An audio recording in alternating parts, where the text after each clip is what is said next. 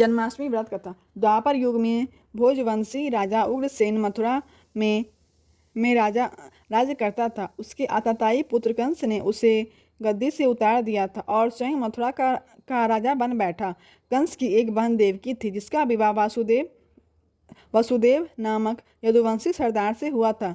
एक समय कंस अपनी बहन देवकी को उसके ससुराल पहुंचाने जा रहा था। रास्ते में आकाशवाणी हुई कि हे कंस, जिस देवकी को तू बड़े प्रेम से ले जा रहा है, उसी में तेरा काल बसता है।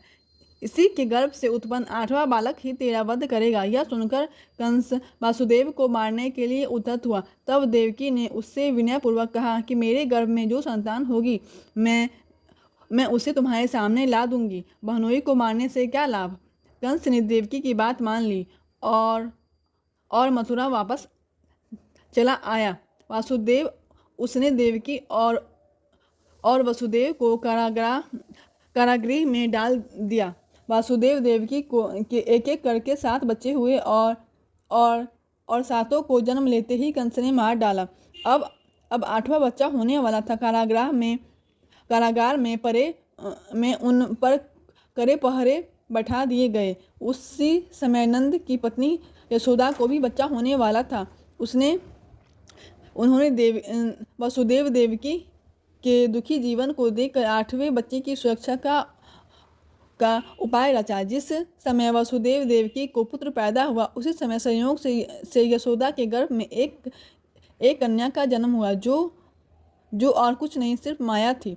जिस कोठरी में देवकी और वासुदेव कैद थे, उसी में अचानक प्रकाश हुआ और उनके सामने शंख चक्र गदा पद धारण किए चतुर्भुज भगवान प्रकट हुए।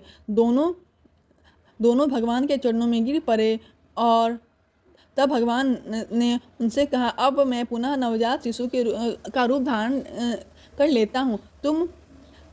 तुम मुझे इसी समय अपने मित्र नंद जी के घर वृंदावन में भेज आओ और उनके यहाँ जो कन्या जन्मी है, उसे लाकर इस कंस के हवाले कर दो। इस समय का वातावरण अनुकूल नहीं है, फिर भी तुम चिंता ना करो। जागते हुए पहरेदार सो जाएंगे।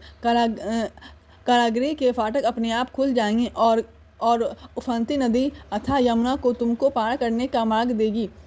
उसी समय वासुदेव नवजात शिशु के रूप में श्री कृष्ण को सूप में रखकर कारागृह से निकल पड़े और अथाह यमुना को पार कर नंद जी के घर पहुँचे। वहाँ उन्होंने नवजात शिशु को यशोदा के साथ सुला दिया और कन्या को लेकर मथुरा आ गए। कारागृह के फाटक पूर्णतः बंद हो गए। अब कंस को सूचना मिली कि वासुदेव देवकी को बच्चा पैदा हुआ है। उसने बंदीगृह में जाकर देवकी के हाथ से नवजात कन्या छीन कर पृथ्वी पर पटक देना चाहा, परंतु वह कन्या आकाश में उड़ गई और वहां से कहा, अरे मूर्ख, मुझे मारने से क्या होगा। तुझे मारने वाला तो वृंदावन में जा पहुंचा है। वह जल्द ही तुझे तेरे पापों का दंड देगा। यह है श्री कृष्ण जन्म की कथा।